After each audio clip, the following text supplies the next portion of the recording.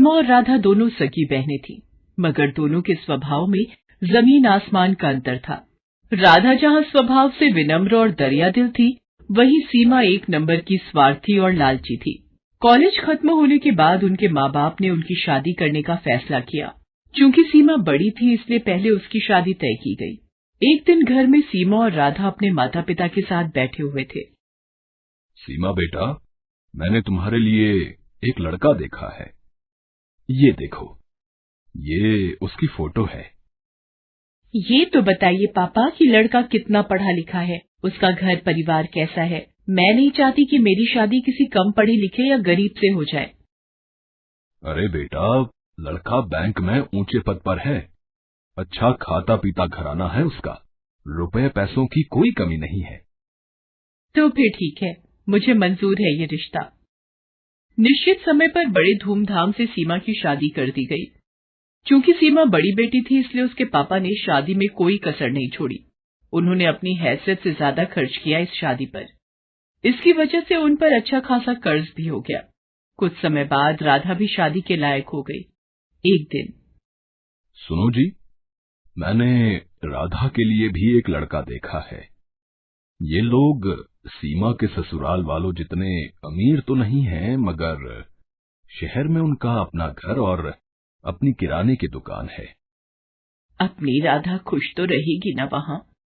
हाँ हाँ, क्यों नहीं। चाहता तो मैं भी था कि सीमा की तरह राधा की शादी भी बड़े धूमधाम से करूं, मगर पैसे की समस्या सामने खड़ी है। कितने बड़े बड़े घरों में उसके लिए रिश्ता देखा, मगर पैसों की वजह से बात आगे नहीं बढ़ पाई। तभी राधा वहाँ आ जाती है। वो अपने माता पिता की सारी बातें सुन चुकी थी। आप चिंता मत करो पापा, आपने जहाँ मेरा रिश्ता तय किया है, मैं वहीं खुश रहूंगी। मुझे तो बस आप लोगों का आशीर्वाद चाहिए।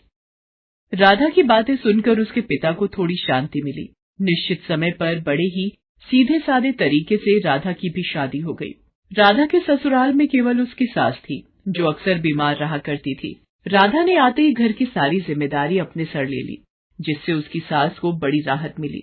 राधा दिन भर घर का काम करती थी और समय मिलने पर वह दुकान के कामों में अपने पति का हाथ भी बटाती थी। उधर सीमा की जिंदगी ऐशो आराम से गुजर रही थी। कभी शॉपिंग तो कभी किटी पार्टी। उसका सारा समय इन्हीं चीजों में बीतता था। एक दिन राधा और उसके पति दुकान पर थे, तभी वहाँ एक चमचमाती कार आकर रुकी। उसमें से सीमा और उसके पति निकले। सीमा के हाथ में मिठाई का डिब्बा था। दोनों दुकान में गए और सीमा राधा को मिठाई का डिब्बा देते हुए बोली, तेरे जीजा जी ने आज ही इस कार की डिलीवरी ली है। पूरे 20 लाख की कार है। मैंने सोचा ये खुशखबरी राधा को दी जाए। दरअसल सीमा राधा को जलाने के लिए अपनी कार दिखाने वहां आई थी, मगर भोली भाली राधा उसकी इस चाल को समझ नहीं पाई। मगर राधा का पति अनिल इन बातों को समझ गया। सीमा और उसके पति के जाने के बाद अनिल बोला, तुम्हारी बहन यहाँ खुशखबरी देने नहीं आई थी, बल्कि हमें जलाने के लिए यहाँ आई थी। वो जानती है ना कि हमारी हैसियत नहीं है ना कार खरीदने की, इसलिए अपनी नई कार दिखाकर हमें जलाना चाहती थी। नहीं जी, ऐसी कोई बात नहीं है। वो भला हमें क्यों जलाना चाहेगी? ऐसी ही बात है। उसे पता है ना कि मैं कभी कार नहीं खरीद सकता, मामूली दुकानदार जो हूँ, और उसका पति तो बैंक में बड़ा अफसर है ना। क्यों? किसने कहा कि तुम कभी कार नहीं खरीद सकते? तुम जरूर कार खरीदोगे। अरे सीमा का पति तो बैंक में नौकरी करता है। एक हिसाब से देखे तो वो बैंक का नौकर है, उसे बैंक के हिसाब से काम करना पड़ता है। मगर यहाँ तुम तो अपने मालिक खुद हो। तुम जैसे चाहो अपनी मर्जी के मुताबिक काम कर सकते हो। अगर तुम ठान लो तो कुछ भी कर सकते हो। मैं हर कदम पर तुम्हारे साथ हूँ। देखना, थोड़ी ही दिनों में तुम एक कार क्या 10 कारों के मालिक बन जाओगे। उसने सारी चिंता छोड़कर जी तोड़ मेहनत करना शुरू किया। वो रोजाना सुबह 7 बजे दुकान खोलता था और देर रात 10 बजे तक दुकान पर ही रहता था। दोपहर के बाद राधा भी उसका हाथ बटाने दुकान पर आ जाती थी। राधा और अनिल दोनों ही स्वभाव से कोमल थे। ग्राहकों से बड़ी ही विनम्रता से बात करते थे। इसका नतीजा ये होता था कि जो भी एक बार उनके यहाँ से सामान ले जाता, वो फिर बार बार वहीं आता था। ग्राहकों को कम दाम में अच्छा माल देने के लिए राधा और अनिल ने एक शानदार योजना बनाई। वो दुकान का सामान शहर के व्यापारियों से न खरीदकर सीधे दिल्ली और मुंबई जैसे बड़े शहरों से मंगाने लगे। इससे ग्राहकों को भी अच्छा सामान मिल जाता था और दुकान में मुनाफा भी ज्यादा होता था। इस तरह धीरे धीरे कुछ ही सालों में अनिल ने राधा के नाम से कई किराने, फल, सब्जियों और डेयरी उत्पादों की दुकानों का शुभारंभ किया और उनका नाम रखा राधा ग्रोसरी मार्ट। अब अनिल और राधा की शहर में कई ग्रोसरी दुकानें थीं। उनकी गिनती अब शहर के जाने माने और अमीर हस्तियों में होने लगी थी। राधा की सास तो खुशी से फूली नहीं समाती थी। वो सबसे कहती थी, अरे मेरी बहू तो साक्षात लक्ष्मी का रूप है। वो इस घर में आई और देखो घर को क्या से क्या बना दिया। साक्षात लक्ष्मी है मेरी बहू। मिट्टी को हाथ लगा दे तो सोना बन जाए। एक दिन अनिल नई कार लेकर घर आया। अरे फिर नई कार ले आए? मैं कुछ नहीं कर रहा। ये तो तुम्हारी बात ही सच हो रही है। कौन सी बात? अरे तुमने ही तो कहा था ना कि मैं 1 नहीं 10 कारों का मालिक बनूंगा। लो, उनमें से 7 तो आ गई, बस अब 3 और बची हैं। राधा खिलखिलाकर हंस दी। चलो इसी खुशी में तुम्हारी बहन के घर मिठाई दे आए। दोनों मिठाई लेकर सीमा के घर चले। कार से उतरकर दोनों उसके घर के अंदर पहुंचे। अंदर सीमा और उसके पति में लड़ाई चल रही थी। इस लड़ाई की धुन में उन्हें पता ही नहीं चला कि कब राधा और अनिल वहां आए। अरे मैं पूछती हूँ कि जरूरत क्या थी बैंक में पैसे गबन करने की? तुम्हारी जमानत करवाने में घर की सारी जमा पूंजी खर्च हो गई। पर से बैंक ने तुम्हें नौकरी से भी निकाल दिया है। घर में एक पैसा भी नहीं है। घर, गाड़ी सब गिरवी पड़े हैं। तुम्हारे एक गलत कदम ने सब मिट्टी में मिला दिया। मैंने क्या अपने लिए बैंक से पैसे गबन किए थे? ये सब तुम्हारी वजह से हुआ है। तुम्हें ही शौक चढ़ा था पार्टी करने का, शॉपिंग करने का। अब भुगतो। देखो जी, ताने मत मारो। कोई और लड़की होती तो अब तक तुम्हें ठेंगा दिखाकर अपने मायके चली गई होती।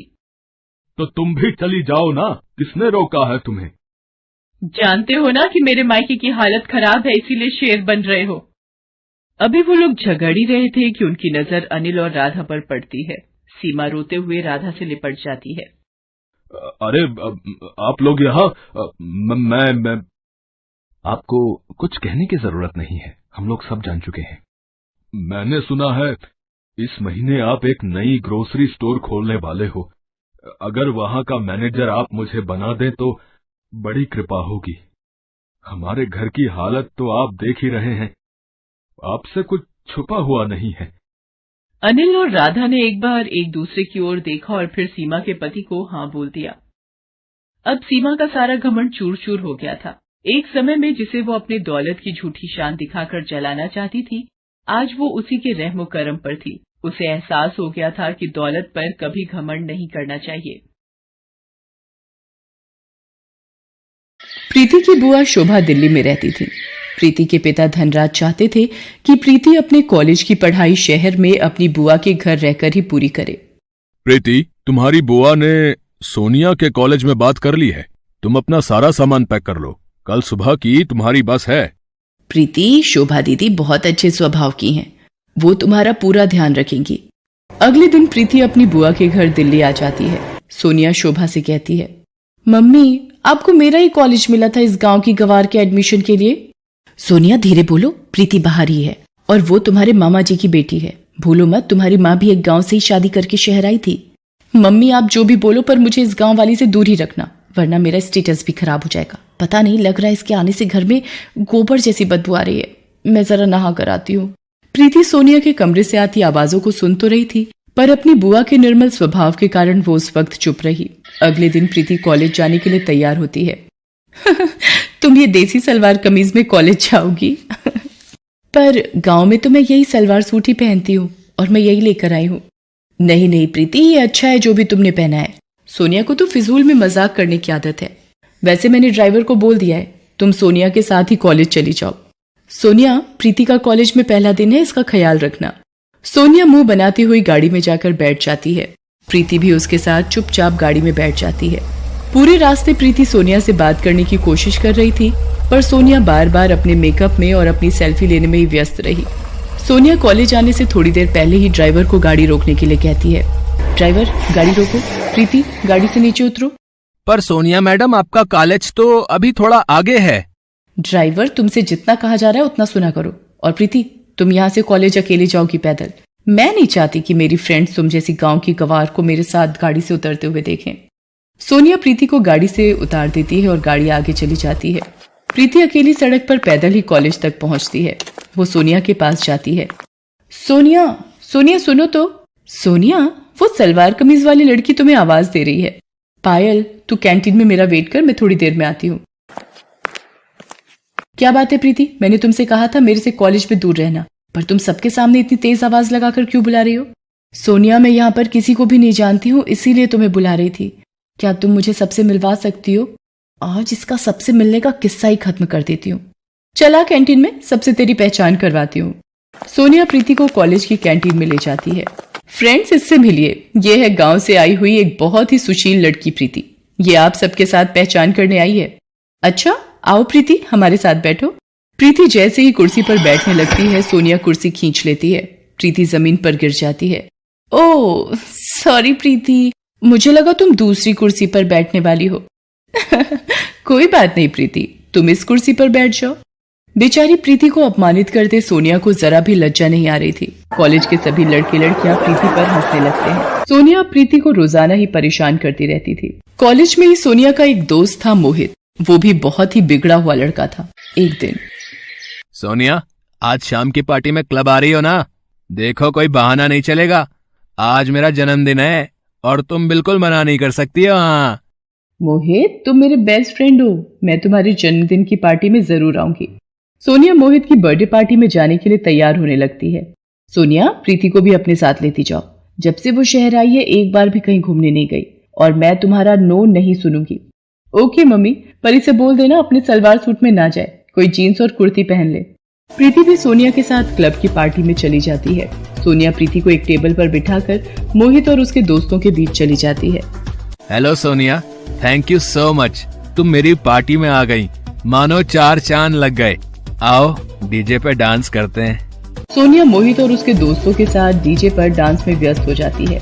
प्रीति पानी लेने के लिए काउंटर पर जाती है। तभी, कितनी गोलियां डाली हैं ड्रिंक में? बेफिक्र रहो, इतनी गोलियां डाल दी हैं कि सोनिया को सुबह तक होश नहीं आएगा। ये लोग सोनिया के बारे में क्या बात कर रहे हैं? उसे क्या पिलाने वाले हैं? मुझे सोनिया को बताना ही होगा। ये जरूर सोनिया के साथ कुछ गलत करने वाले हैं। मोहित सोनिया के लिए ड्रिंक लेकर जाता है। प्रीति सोनिया से कहती है, सोनिया, इन्होंने इस पानी में कुछ मिलाया है, तुम इसे मत पीना। ये क्या बकवास कर रही हो? सोनिया, ये लड़की कौन है? कॉलेज में भी ये मेरे साथ चिपकने की कोशिश कर रही थी। मैंने इसे भाव नहीं दिया तो अब ये तुम्हें मेरे खिलाफ भड़का रही है। बिल्कुल गांव की गवार लड़की है ये। तुम इसे मेरे बर्थडे की पार्टी में ले आई हो और ये सारा मजा किरकिरा कर रही है। मेरे से बहुत बड़ी गलती हो गई जो मैं तुम्हें अपने साथ इस पार्टी में ले आई। अभी के अभी ऑटो करो और यहाँ से रफा दफा हो जाओ। इस पार्टी में मुझे तुम्हारी शक्ल ना दिख जाए। गार्ड, इस लड़की को गेट से बाहर कर दो। प्रीति को ना चाहते हुए भी क्लब से बाहर जाना पड़ता है, पर उसे सोनिया की चिंता हो रही थी और वो सोनिया के पास वापस जाने का तरीका ढूंढ रही थी। उधर मोहित सोनिया को नशे की गोलियां मिलाकर वो ड्रिंक पिला देता है। मोहित, मुझे चक्कर आ रहे हैं, सिर घूम रहा है। अब एक काम करते हैं ना, हम ऊपर रूम में चलते हैं। मोहित सोनिया को होटल के कमरे में ले जाता है और सोनिया के नशे में होने का फायदा उठाने लगता है। मोहित, छोड़ो मुझे, ये क्या कर रहे हो? बचाओ, बचाओ। क्यों? कॉलेज में तो बड़ा स्टाइल मारती रहती हो, अब शर्माने का नाटक क्यों? मैं ही तो हूँ तुम्हारा बेस्ट फ्रेंड, मुझसे क्या शर्माना। तभी दरवाजा पीटने की आवाज आने लगती है। सोनिया किसी तरह दरवाजा खोलने में कामयाब हो जाती है। प्रीति, तू? मैंने तो... सोनिया बेहोशी की हालत में थी। इतनी देर में शोभा भी होटल पहुंच जाती है। प्रीति ने शोभा को फोन कर दिया था और सारी बात बता दी थी। शोभा ने मैनेजर से फोन पर बात की और प्रीति को अंदर आने की इजाजत मिली। सर, इसी लड़के ने सोनिया को नशे वाला पानी पिलाया था। गार्ड, पकड़ लो इस लड़के को, हमारे होटल का नाम खराब करता है। तुझे तो मैं पुलिस के हवाले करूंगा। इंस्पेक्टर साहब, इस लड़के को यहां से ले जाइए। बड़े घर के बिगड़े साहबजादे हैं ये, जेल की हवा भी खानी जरूरी है। शोभा प्रीति के साथ सोनिया को घर ले आती है। अगली सुबह, प्रीति, मुझे माफ कर दो, मैंने हमेशा तुम्हारा अपमान किया। तुम गांव से आई हो ये कहकर हमेशा तुम्हारा मजाक बनाए, पर कल तुमने मेरी इज्जत बचाकर मेरे ऊपर बहुत बड़ा एहसान किया है। मुझे अपनी गलती का एहसास है। क्या तुम अपनी बहन को माफ कर दोगी?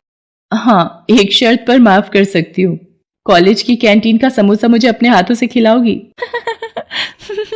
उस दिन के बाद से सोनिया का स्वभाव प्रीति के लिए बिल्कुल बदल जाता है। शोभा भी ये सब देखकर बहुत खुश होती है। शहर की छोरी, गांव की गोरी एक दूसरे के दिल में प्यार की जगह बना लेती हैं।